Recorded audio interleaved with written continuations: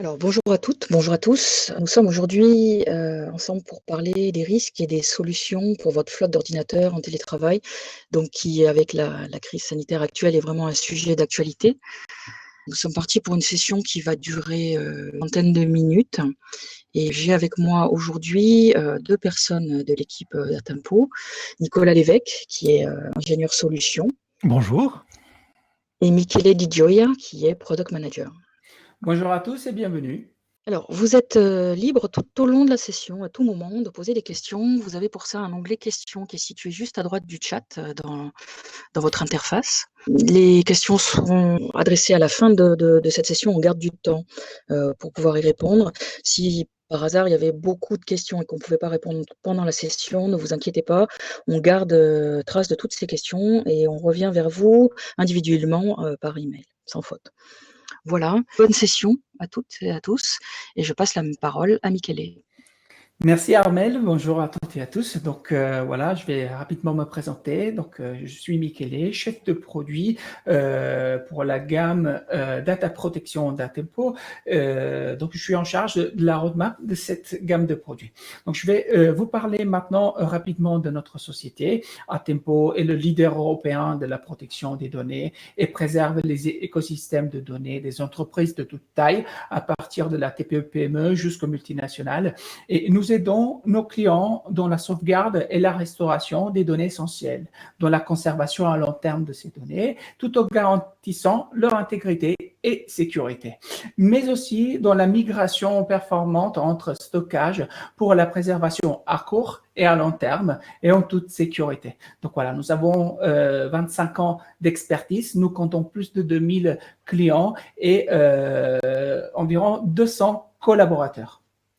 Notre expertise et notre savoir-faire ont été récompensés et reconnus globalement. Donc, je vous partage ici dans ce slide quelques labels dont on est particulièrement fiers. Donc, nous sommes référencés auprès de Exatrust. On est également une pépite de la French Tech. Donc, voilà, le label France Cyber Security. Donc, voilà, on est plutôt fiers de ces labels et confirme notre travail et notre engagement dans la protection et la sécurité des données.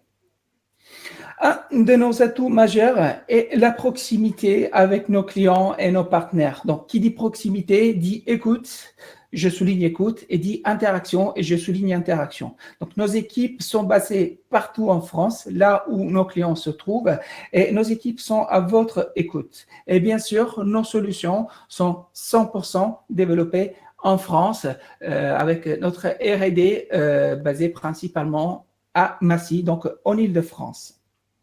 On est également présent à l'international dans les régions Amérique, EMEA et Asie. Voilà, donc nos clients se trouvent également dans tout le monde.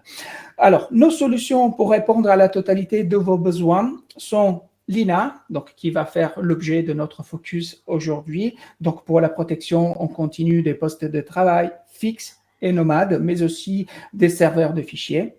Myriam, qui est notre solution phare pour la sauvegarde, la synchronisation et la migration très performante de très grande volumétrie de données. Tina, qui est notre solution historique pour la protection des environnements physiques et virtuels, mais aussi des applicatifs.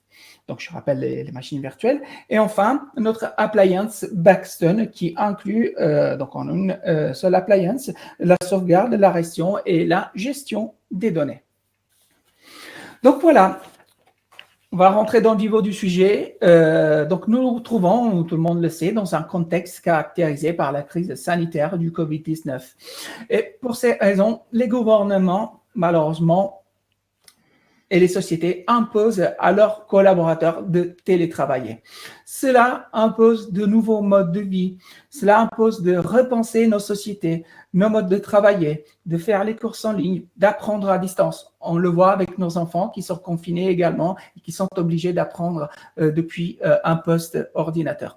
Donc, le tout est fait sur une grande échelle.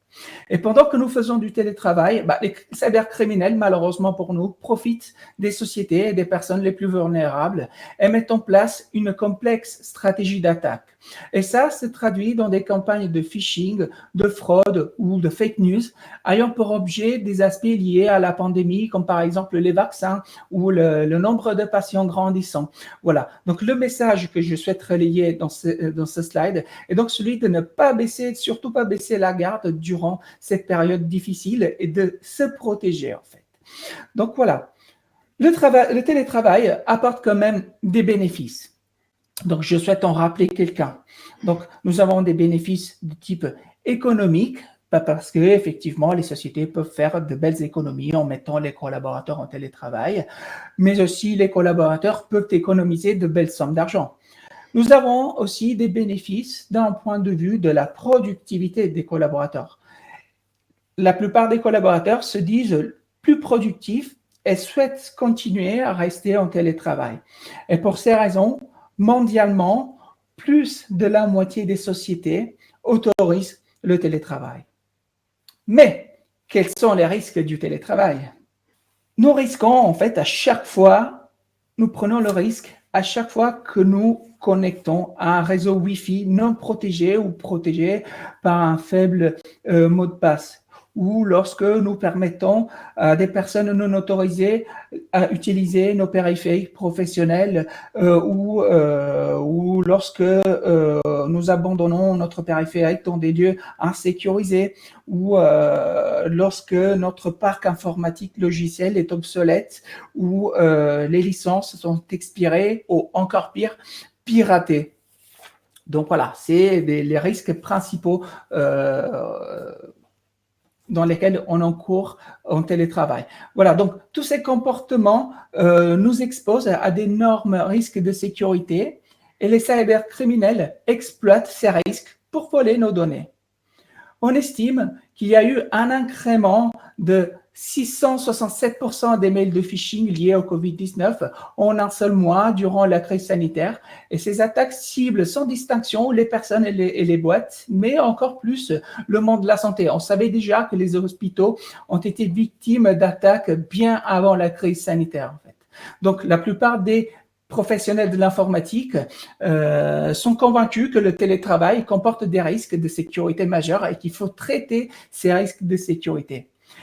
Quelles sont les conséquences de ces risques? Eh bien, nous les retrouvons avec les ransomware. Donc, je rappelle, un ransomware, c'est un logiciel malveillant qui peut agir de plusieurs façons, qui peut bloquer le démarrage d'une machine, qui peut chiffrer, donc rendre inexploitables les données et vous demande un rançon pour pouvoir les récupérer ou pour éviter que ces données soient publiées dans le dark web.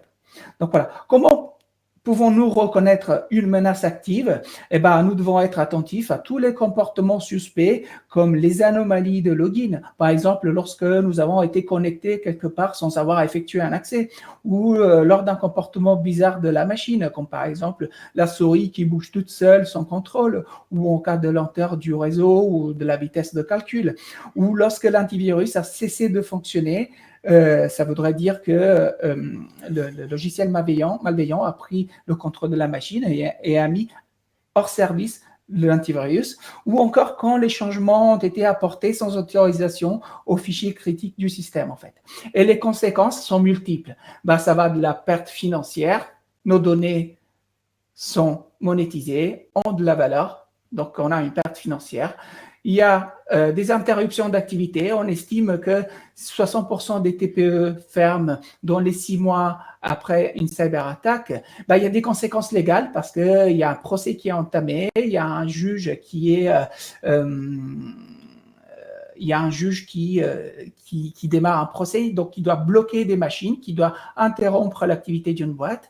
In ultimo, des conséquences, des dommages à la réputation d'une société, en fait. J'aime vous proposer dans ce slide la checklist de la cybersécurité, en fait. Donc, Je disais tout à l'heure, il faut arrêter d'accéder ou d'utiliser, de faire un usage imprudent des réseaux Wi-Fi domestiques. Donc, c'est pour cela qu'il faut renforcer la sécurité en saisissant des mots de passe forts ou encore mieux en utilisant le protocole de sécurité WPA2. Donc, utiliser des mots de passe complexes en comprenant des caractères, des chiffres, des caractères spéciaux. Mettez à jour tous vos logiciels, les licences, arrêtez d'utiliser des licences piratées ou gérez encore plus, gérez les profils de vos réseaux sociaux.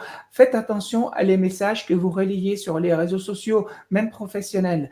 Vérifiez les paramètres, gardez la main sur les paramètres de confidentialité et de sécurité. Évitez surtout d'ouvrir et supprimer les emails en provenance de expéditeurs inconnus ou suspects, en fait. Mais surtout, j'aimerais que vous installiez un outil de sauvegarde et que vous sauvegardiez régulièrement vos données en ligne comme en hors connexion. Et à ce propos, Lina est votre partenaire et votre compagnon pour la sécurité. Donc là, maintenant, je souhaite laisser la parole à Nicolas qui va rentrer plus dans le détail sur cette partie. Merci Mekele. Merci. Je vais vous présenter donc ici la solution de sauvegarde Lina. Lina est une solution logicielle qui va vous permettre de sécuriser en continu l'ensemble de vos postes de travail, mais pas que, ainsi que des serveurs du fichier. Mais le sujet aujourd'hui est essentiellement orienté poste de travail, qu'il soit dans des bureaux de votre entreprise ou à distance, à travers un réseau VPN ou en mode reverse proxy, si vous ne disposez pas de VPN. Toutes les communications des postes de travail vers le serveur se passent à travers HTTP ou HTTPS, ce qui va nous permettre de traverser les firewalls. Les sauvegardes se passent en continu et en mode bloc. Donc, on va déployer des agents Lina sur chacun des postes utilisateurs, Windows, Linux, Mac, et le serveur Lina sera Windows ou Linux à votre choix. Les restaurations se feront à partir des postes de travail si vous leur donnez les droits d'accès. En cas de vol, de perte du PC, vous aurez à disposition une interface web qui vous permettra de restaurer n'importe où, même sur un téléphone portable, l'ensemble des données de chaque utilisateur. Comme je vous le disais, Lina s'appuie sur une technologie donc de sauvegarde en mode bloc et en continu. C'est-à-dire que l'on va, pour chaque poste, prendre tous les fichiers à sécuriser, notamment les PST, les OST, donc d'Outlook, les découper et n'envoyer sur le réseau que les blocs modifiés de chacun des fichiers. Le serveur Lina stockera l'ensemble de ces blocs de manière unique pour l'ensemble de tous les postes. Donc, coût de stockage réduit, et on va minimiser la bande passante réseau. Vous définirez la fréquence de sauvegarde de chacun des postes, au minimum toutes les minutes, à plusieurs toutes les 5 minutes, toutes les 15 minutes, et ainsi de suite, en fonction des fréquences que vous choisirez. Lina a pour but de laisser libre l'utilisateur à restaurer lui-même ses données. Pour cela, on va les fournir différents outils. La première, c'est l'intégration des fonctions Lina dans l'explorateur Windows. On voit ici mon explorateur avec des voyants rouge, vert, un fichier qui est sécurisé par Lina, en rouge, interdit par l'administrateur, et en orange, un fichier qui a été modifié dernièrement, qui sera sécurisé dans les minutes qui suivent.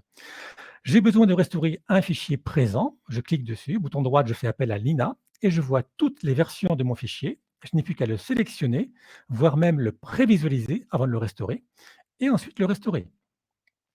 En cas de perte du fichier complet avec la corbeille qui a été vidée également, j'ai la capacité à lancer ce qu'on appelle un assistant de restauration.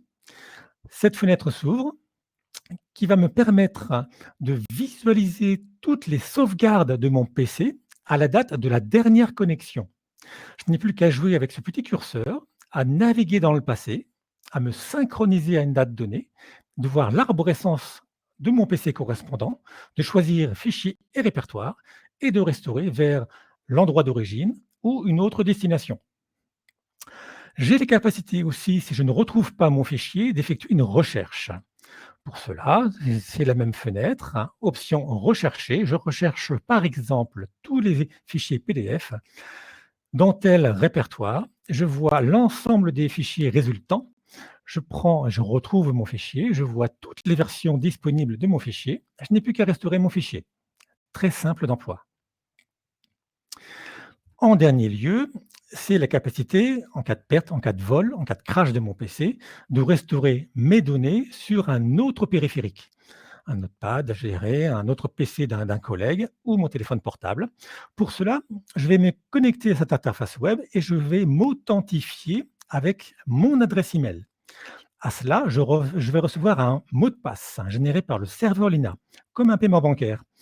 Et ce mot de passe que je reçois sur mon téléphone portable, je l'applique et je vais pouvoir me connecter et visualiser la même arborescence avec la navigation temporelle, voir l'état de mon PC à la dernière connexion et restaurer mon fichier, mes répertoires. Lina a la capacité également d'effectuer la sauvegarde complète de votre PC. C'est ce qu'on appelle le mode Bare Metal Restore, le mode BMR, consistant à sécuriser donc la partition C2 points évidemment, et tout ce qu'il contient. À cela, on fournit un fichier ISO bootable qui va vous permettre de restaurer l'entièreté du PC à la dernière connexion. C'est en cela que je vais donc vous effectuer une démonstration de cette fonctionnalité BMR à travers cette petite vidéo. Je prends l'exemple d'un Windows 10 qui a été crashé. Mon disque dur a été crashé. Donc j'ai changé mon disque dur et je boot sur le fichier ISO que l'on a fourni qui va me permettre de reconstituer mon PC. Ce fichier ISO boot en mémoire et me demande en première question, rentrez ou choisissez le type de clavier que vous utilisez. Deuxième question, choisir bien sûr le time zone me permettant de me synchroniser avec le serveur Lina qui va nous permettre en effet de choisir la bonne date à laquelle on va restaurer le PC dans sa totalité. La question suivante sera d'identifier le nom ou l'adresse IP du serveur Lina auquel on va se connecter. Alors, le mode BMR, bien sûr, est adressé essentiellement à l'administrateur. Donc, l'administrateur, lui, va rentrer le mot de passe permettant d'effectuer cette tâche de restauration BMR. Je vois l'ensemble des postes qui ont été sécurisés en mode complet. Je choisis mon Windows 10. Lorsqu'on applique une sauvegarde en mode BMR, on récupère ce qu'on appelle un fichier Bootstrap qui est backupé toutes les heures. Je vais prendre la dernière version, backupé. Ce fichier Bootstrap contient la définition de l'ensemble des partitions du poste en question. Donc, je vais pouvoir visualiser en haut de cette fenêtre l'ensemble des partitions qui avaient été sécurisées de mon ancien poste. En bas, c'est un disque qui est tout nouvellement installé. J'aimerais récupérer les mêmes partitions en haut, en bas. Je n'ai plus qu'à appliquer Automatic Layout. Voilà, comme un copier-coller. Si mon nouveau disque est bien plus imposant, grand en espace disque, je peux soit même détruire certaines partitions ou les redimensionner à volonté. J'ai la capacité donc également à supprimer cette partition. En l'occurrence, ici, j'aimerais restaurer l'entièreté du PC. Donc, j'applique à l'identique l'ensemble des partitions. Et ensuite, Lina va me restaurer en parallèle l'ensemble des partitions sélectionnées. En fonction du réseau, en fonction de la volumétrie du poste en question, là, le temps de restauration va durer peut-être entre 20 minutes à plusieurs heures. Ici, dans cette vidéo, j'ai réduit cette présentation de restauration à quelques secondes, alors qu'elle a duré réellement 25 minutes. Une fois la restauration terminée, je n'ai plus qu'à enlever ma clé USB bootable, je reboote mon PC et je vérifie qu'il fonctionne. Je me reconnecte. Je retrouve mon bureau.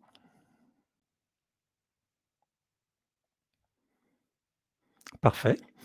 Je peux vérifier encore si mon agent Lina fonctionne toujours. Il doit se recontacter le serveur Lina en question et vérifier que les sauvegardes continuent, reprennent.